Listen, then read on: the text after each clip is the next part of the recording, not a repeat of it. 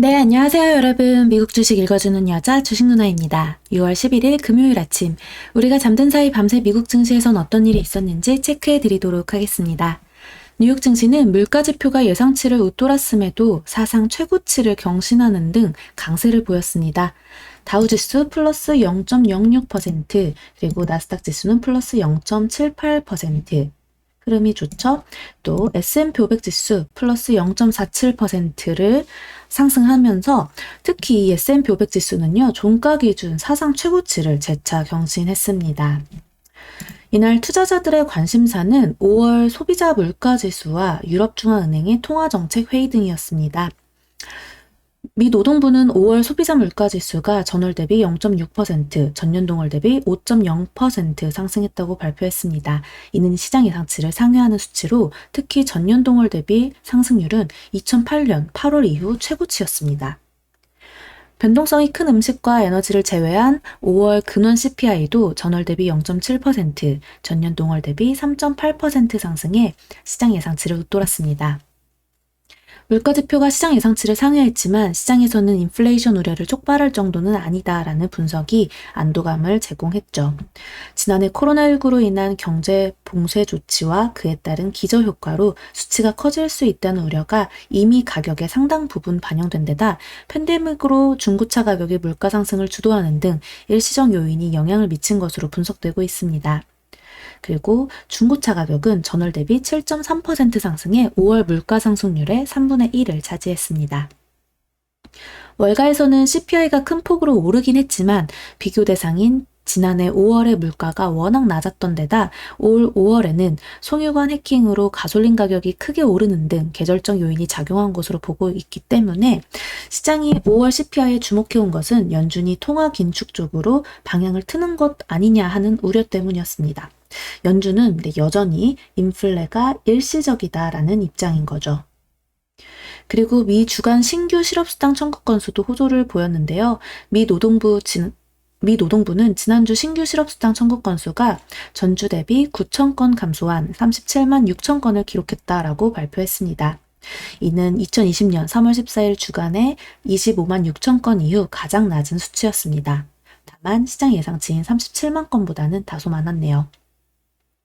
또 유럽중앙은행 ECB는 시장 예상대로 기준금리가 되는 레피금리와 예금금리를 기존과 같은 수준인 각각 0% 그리고 마이너스 0.5%로 동결했습니다. 아울러 1조 8,500억 유로 규모의 팬데믹 긴급 매입 프로그램을 최소 2022년 3월까지 코로나 위기 단계가 끝났다고 판단될 때까지 운영할 것이라는 점을 재확인했고 향후 분기 동안 이 PEPP, 팬데믹 긴급 매입 프로그램이에요. 이 PEPP 매입 속도를 올해 첫 몇 달보다 상당히 높은 속도로 진행될 것이다 라고 언급하면서 이전 표현을 유지했습니다.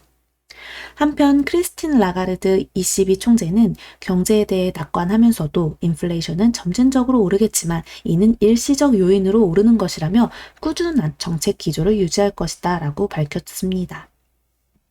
그리고 또 이제 이슈가 됐던 게 이제 비트코인 이야기인데요. 중국 정부가 최근 비트코인을 비롯한 가상화폐의 채굴부터 거래까지 모든 과정에서 이 규제를 강화하고 있었는데요. 이번에는 또 인터넷 포털 사이트에서 가상화폐 거래소를 검색하는 것까지 차단한 것으로 알려졌습니다. 이에 따라서 지금까지 개인 투자자의 가상화폐 거래에 대해 다소 관대한 태도를 보였던 이 중국 정부가 본격적인 단속에 나선 것 아니냐라는 전망이 나오고 있죠. 중국 최대 포털 사이트인 바이두와 SNS 웨이보에서 거래소인 이 바이낸스나 후오비 등을 검색하면 아무것도 나오지 않는다고 하네요. 외신들은 최근 가상화폐 채굴 단속을 선언한 중국 정부가 가상화폐 거래소에 대한 인터넷 사용자의 접근까지 차단했을 가능성이 높다라고 분석했습니다. 참 신기하죠, 중국은?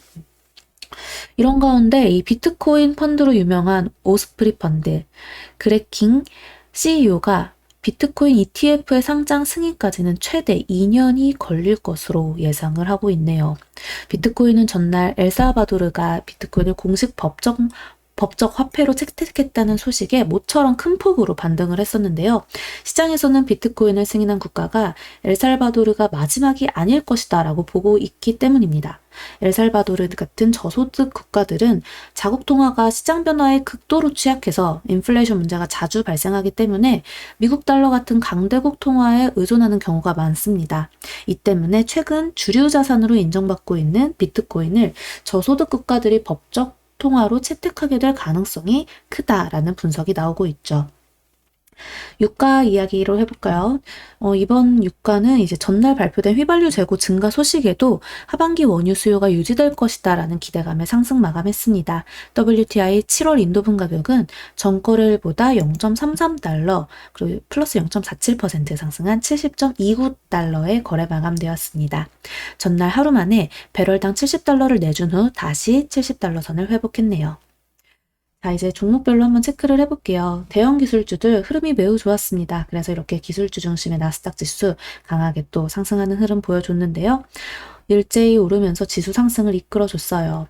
기술주, 빵주라고 불리는 애플만 사실 마이너스 0.8% 이렇게 좀 약한 모습을 보였고, 다른 종목들은 이렇게 크게 상승하면서 그러니까 상승을 좀 이끌어 가줬죠.